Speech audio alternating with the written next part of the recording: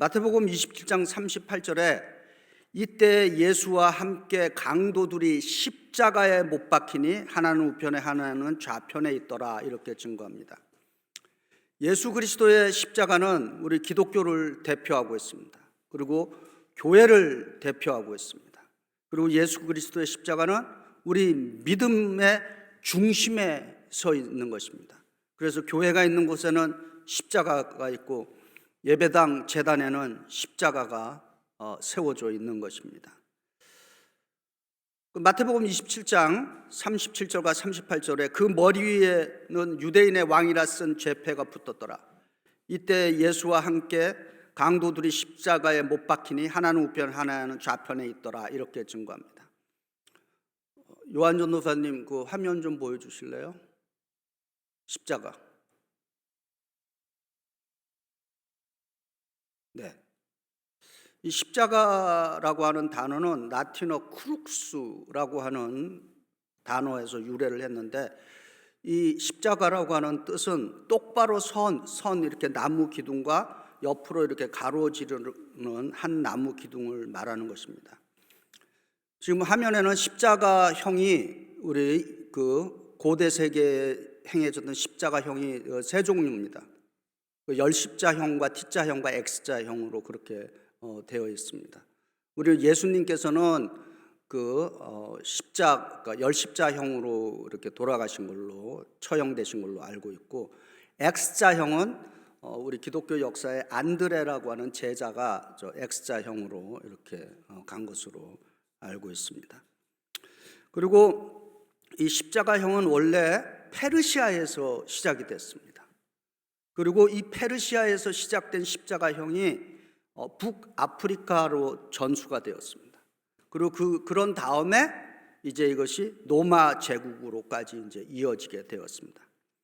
로마 제국은 십자가형을 제수들한테 처형시켰고, 그리고 도망간 노예들을 붙잡으면은 그 십자가형을 지었습니다. 그런데 이 로마 시민에게는 이 십자가형을 지우는 것이 불법이었습니다. 그래서 우리가 아는 사도 바울도 로마 시민권자, 이중국적자였기 때문에 순교를 당할 때 십자가형이 아니라 그 목이 잘라서 죽는 참수형을 당했던 것입니다. 근데 십자가 이 전체 무게가 대략 300파운드가 나간다 그럽니다. 전체 무게. 근데 이제 십자가형을 받은 이제 제수가 세로로 된 거죠. 이제 가로. 이게 세로죠. 이 세로는 이제 형장에 이렇게 딱 세워져 있고, 이렇게 가로로 된 십자가를 이제 그 틀을 지고 이제 가는데, 그게 보통 한 80파운드에서 90파운드 정도 나간다고 합니다. 그래서 이제 사형 선고를 받은 이제 그 제수는 이 가로로 된 틀을 이렇게 양쪽 어깨에다 이렇게 하거나 아니면 뭐 이렇게 하거나 뭐 이렇게 해갖고 끌고서 이제 사형장까지 메고 갔습니다. 예수님이 이제 이 십자가 형장에 오기까지의 과정이 있습니다. 예수님 시대에 이제 십자가형을 당한 사람들이 십자가의 그 형장까지 오는 그 과정은 그 로마 병사 4명이 이렇게 앞에 둘, 뒤에 둘, 그리고 가운데 이제 십자가형을 받은 제수가 이제 이렇게 메고 이렇게 걸어가는 것입니다. 우리 기독교 역사에 전통적으로 예수께서 십자가를 지시고 가신 그 길을 비아 돌로로사로 이렇게 부릅니다. 비아 돌로로사. 그 뜻은 뭐냐면은 슬픔의 길, 그리고 고난의 길, 고통의 길, 고통스러운 길이라고 하는 그런 라틴어에서 유래했습니다. 이 길은 빌라도가 예수님을 재판했던 그 장소부터 골고다까지 대략 한 1마일이 좀 안 되는 그런 길이라 그럽니다. 근데 이 비아 돌로사를 14지점으로 이렇게 구분을 해놨습니다. 그래서 각 지점마다 그 성경의 사건과 이렇게 관련이 있게 만들었습니다. 여러분 화면에 이게 좀 잘 안 보이는데요. 어쨌든 1번부터 14번까지가 이제 예수님이 십자가를 지게 된 거죠. 제1지점이 뭐냐? 빌라도의 법정에서 이제 십자가형이 확정이 됐습니다. 그리고 이제 그 제2 지점은 로마 군인들이 예수님께 홍포를 입히고 가시관 씌우고 예수님을 희롱한 장소인 것입니다. 그리고 제3 지점은 예수님이 십자가를 지고 가시다가 처음으로 이제 넘어지는 곳입니다. 그리고 제4 지점은 예수님의 어머니 마리아가 십자가를 지고 가시는 예수님과 이 눈이 이렇게 마주친 곳입니다. 제5 지점은 구레네 사람 시몬이 예수님의 십자가를 대신 진 곳입니다. 그리고 제6 지점은 기독교 전통에서는 베로니카라고 하는 여인이 예수님의 얼굴을 물수건으로 닦아준 그 지점입니다. 근데 이 베로니카가 누구냐? 기독교 전승은 우리 성경에 12년 동안 혈류병을 앓던 여인이 예수님의 옷자락을 만져서 치유된 이 여인의 이름이 그 베로니카로 그렇게 알려져 있습니다. 그리고 제7지점 예수님이 두 번째 이제 쓰러지신 곳입니다. 그리고 제8지점에서 예수께서 이제 자기를 따라오면서 울면서 따라오는 여인들을 향해서 나를 위하여 울지 말고 너희 자녀들을 위해서 울라라고 말씀하신 곳입니다.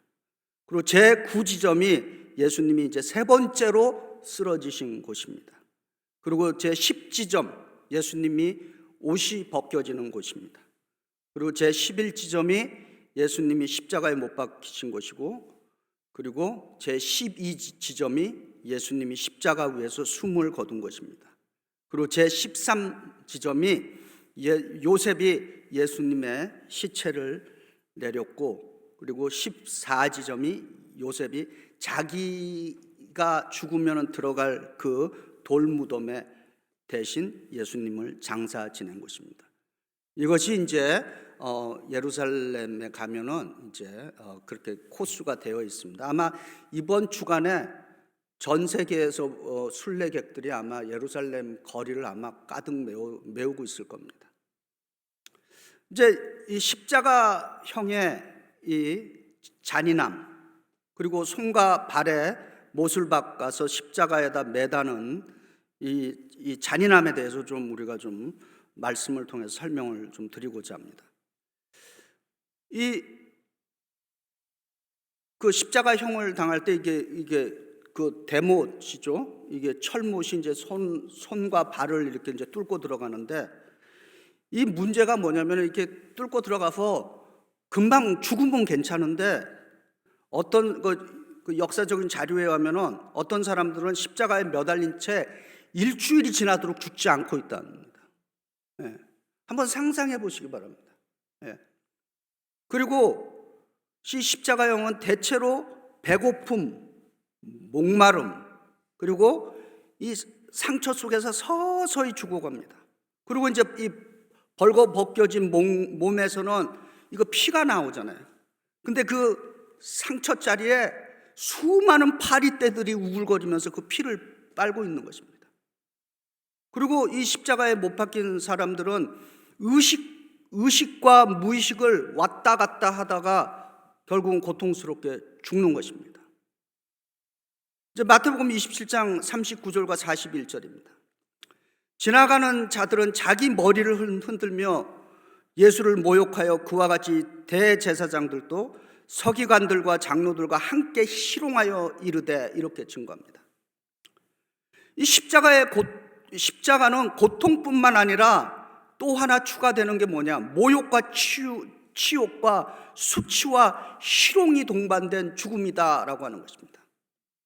십자가형을 당하는 사람은 대체로 벗겨진 채로 달려 있습니다. 그래서 지나가는 사람들은 십자가형에 그 달린 사람의 그 수치스러움을 보면서 조롱하고 모욕을 했다는 것입니다. 그래서 우리 주 예수 그리스도의 그 십자가의 죽음은 단순한 그 고통뿐만 아니라 수치와 치욕을 견디는 죽음이었다라고 하는 것입니다. 어떤 면에서 우리는 고통은 좀 견뎌낼 수 있을 거예요. 그런데 사실 수치와 치욕 때문은 견디기가 더 힘든 경우가 있습니다. 우리 조선시대 우리 선조들이 우리 조선시대 여인네들이 나쁜 일을 당했을 때 옷에 요만한 단검 같은 거 이렇게 품고 다녔잖아요. 그래갖고 나쁜 일 당하면은 자기의 정조를 잃었다 그래갖고 목숨을 끊어버리는 여인들도 있었잖아요. 그러니까 육체의 괴로움보다는 그 수치를 당한다라고 하는 것이 얼마나 사람들에게 견딜 수 없는 모멸감을 주는가라고 하는 것입니다. 오늘 본문에 보면 네 종류의 사람들이 예수님에게 모욕과 수치를 주고 있습니다. 마태복음 27장 39절, 40절, 41절, 42절, 44절까지 이어집니다. 39절에 지나가는 자들은 자기 머리를 흔들며 예수를 모욕하여 40절에 이르되 성전을 헐고 사흘에 짓는 자여 내가 만일 하나님의 아들이여든 자기를 구원하고 십자가에서 내려오라. 41절에 그와 같이 대제사장들도 서기관들과 장로들과 함께 희롱하여 이르되 42절에 그가 남은 구원하였을 때 자기는 구원할 수 없도다. 그가 이스라엘의 왕이로다. 지금 십자가에서 내려올지어다. 그리하면 우리가 믿겠노라. 44절에 함께 십자가에 못 박힌 강도들도 이와 같이 욕하더라. 이 첫 번째와 두 번째 종류의 사람들은 지나가는 사람들, 구경꾼들이었습니다. 그들은 예수님을 보고 머리를 흔들면서 모욕하면서 성전을 허물고 사흘 만에 다시 세운다더니 만약 내가 하나님의 아들이면은 내 자신을 구원하고 십자가에서 지금 내려오라 이렇게 희롱하고 있습니다. 세 번째 사람들은 대제사장과 율법학자들과 장로들입니다. 그들도 예수님을 조롱하면서 말합니다. 저는 다른 사람은 구원해도 자신은 구원할 수 없구나. 저가 이스라엘의 왕이 아닌가. 만약 그가 지금 십자가에서 내려오면 우리는 그를 믿을 것이다. 이렇게 말합니다. 네 번째 종류의 사람은 예수와 함께 십자가에 달린 한 강도로 알려져 있죠. 그도 예수를 조롱하며 말합니다. 당신은 메시아가 아니냐. 너 스스로도 구원하고 우리도 구원하라. 이렇게 말합니다. 이 네 종류의 사람들이 지금 예수께 조롱하는 그 공통된 말이 있습니다. 지금 십자가에서 내려오라. 그러면은 우리가 믿겠다라고 하는 것입니다. 십자가에서 지금 내려오라. 그러면 우리가 믿겠다라고 하는 이 말은 예수님이 이 지상에서 최초의 사역을 시작할 때 광야에서 마귀가 한 유혹의 소리와 똑같은 음성이다라고 하는 것입니다. 마태복음 4장 1절부터 11절에 마귀가 예수에게 그 광야에 나타났죠. 이렇게 말합니다. 예수야, 만일 내가 하나님의 아들이거든. 그렇게 질문을 합니다. 그렇게 유혹을 한 것이죠. 근데 이제 그 첫 번째 예수님 공식 사역 전에 일어난 이 마귀의 유혹이 이제 군중들의 외침으로 바뀌었던 것입니다. 내가 만일 하나님의 아들이거든 십자가에서 내려오라. 근데 예수님은 그때도 그랬고 지금 이 십자가에서도 그러고 침묵하십니다. 만약 주님이 십자가에서 내려오라 막 이렇게 조롱하는데 모욕 주고 치욕적인 발언을 하는데 그날 정말 십자가에서 그냥 뛰쳐 내려오셨다면 어떤 일이 생겼을까라고 한번 상상해 보셨습니까? 별의별 생각이 다 들어갑니다.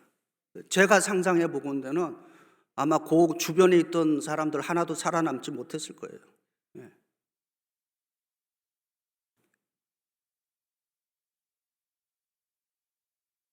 예수님이 십자가에서 내려올 것이면은 애당초 예루살렘에 가시지도 않았을 거고 십자가형을 당하시지도 않았을 겁니다. 베드로전서 2장 24절에 이렇게 증거합니다. 신이 나무에 달려 그 몸으로 우리의 죄를 담당하셨으니 이는 우리로 죄에 대하여 죽고 의에 대하여 살게 하려 하심이라. 이렇게 증거합니다. 아멘. 이제 이 예수님의 십자가의 고통, 고난, 수치, 치욕의 이 죽음이 오늘 이 시대 예수를 믿는 우리들에게 어떻게 살라라고 하는가를 우리가 진지하게 물어봐야 하는 겁니다. 이 고난 주일에 예수님의 이 십자가의 처형은 우리에게, 나에게 어떻게 살라고 말씀하고 있는 것입니까? 우리가 읽지는 않았지만 그 윗절에 마태복음 27장 34절에 이렇게 증거합니다. 쓸개 탄 포도주를 예수께 주어 마시게 하려 하였더니 예수께서 맛보시고 마시고자 하지 아니하시더라. 이렇게 증거합니다. 예수께서는 그 처절한 그 고통과 수치의 한복판에서 예수님은 이 쓸개를 탄 포도주를 받아 먹지 않습니다. 그 당시 이 쓸개를 탄 포도주는 십자가에 달린 사람들에게 베푸는 마지막 자비의 수단이었다라고 하는 것입니다. 왜냐하면 이 쓸개를 탄 포도주를 마시면은 잠시 동안이지만은 고통을 잊을 수가 있었다는 것입니다. 그런데 예수님은 잠시 동안 고통을 잊을 수 있는 그 길을 택하지 않으시고 철저하게 온몸으로 이 고통당하는 길을 택하고 있다는 것입니다. 저와 여러분이 예수 그리스도의 이름으로 당하는 어떤 어려움이 있다면 그 십자가는 술기운에 지는 것도 아니고 내 감정에 의해서 지는 것도 아니고 무의식 중에 혹은 불평 속에 지는 십자가가 아니다라고 하는 것을 우리에게 가르쳐주고 있는 것입니다. 근데 이 예수님의 십자가의 사건을 실제로 시행하는 사람이 있습니다. 요한 전도사님 그 화면 좀 보여주세요. 예. 저 필리핀에서 실시되는 매해 성금요일 실제로 십자가의 그 처형식 그 재현하는 것입니다. 저분의 이름이 루벤 에나제라고 하는 남성입니다. 저분은 1986년부터 매해 성금요일에 실제로 37kg에 달하는 이제 성경에 의존해서 그 달하는 십자가를 지고 또 책찍에 맞으면서 2kg 정도를 그거 이렇게 들고 나른답니다. 그리고 실제로 철제 못으로 이 양손에 그 십자가에 못 박히는 의식을 지금까지 33번이나 행했다는 거죠. 33년 동안. 근데 방송에 의하면은 금년이 이제 마지막 저분의 이제 십자가 처형 예식을 올해로 마지막으로 이제 중단한다고 합니다. 이분이 왜 처음에 실제로 이렇게 십자가에 못 박히는 예식을 지원했냐면은 그 기사에 의하면은 이 건물에서 이분이 떨어졌답니다. 그래서 건물에서 추락했는데 생존하게 된 것이에요. 그래서 그거에 대한 감사로 하나님, 제가 9년간 십자가에 못 박히겠습니다, 이렇게 하고 서원했다는 것입니다. 그래서 9년간 했어요. 근데 두 번째는 무슨 일이 생겼는가? 자기 딸이 그 천식이 너무 심했다는 것입니다. 그래서 자기 딸 치료를 위해서 하나님께 또 다른 9년을 십자가에 못 박히겠다, 이렇게 했다는 것입니다. 그 세 번째는 무슨 일이 있었는가? 자기 아내의 병을 치료하기 위해서 또 다른 9년을 십자가 처형식에 자기가 서원했다는 것입니다. 그래갖고 2020년 팬데믹으로 이제 십자가 처형 의식이 중단됐는데 금년에 다시 이제 십자가 처형을 진행한다고 합니다. 공개적으로 이제. 그리고 이분이 이제 자기 후계자를 찾고 있다는 겁니다. 근데 이 루벤 에제네 이분의 말에 의하면은 십자가 처형 재현은 기독교 공동체의 좋은 모범이 되고 굿 이그젬플이 될 것이라고 그렇게 말하고 있다는 것입니다.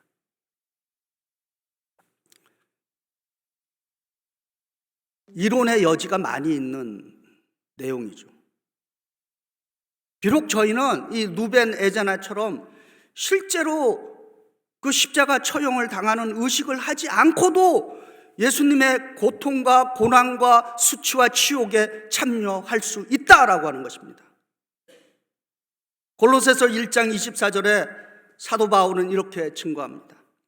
나는 이제 너희를 위하여 받는 괴로움을 기뻐하고 그리스도의 남은 고난을 그의 몸된 교회를 위하여 내 육체에 채우노라. 할렐루야.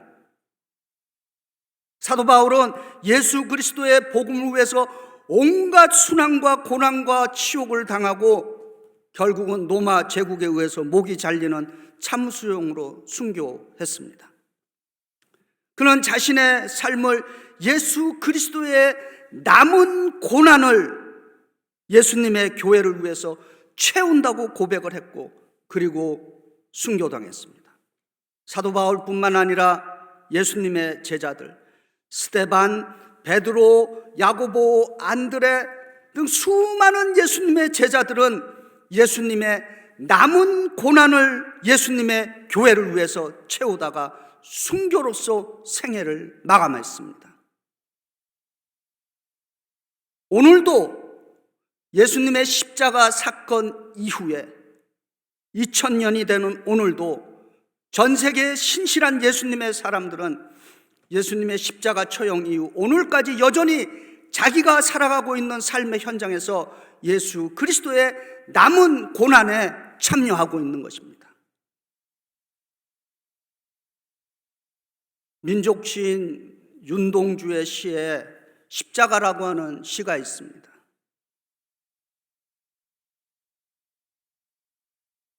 윤동주의 십자가라는 시는 이렇게 시작합니다.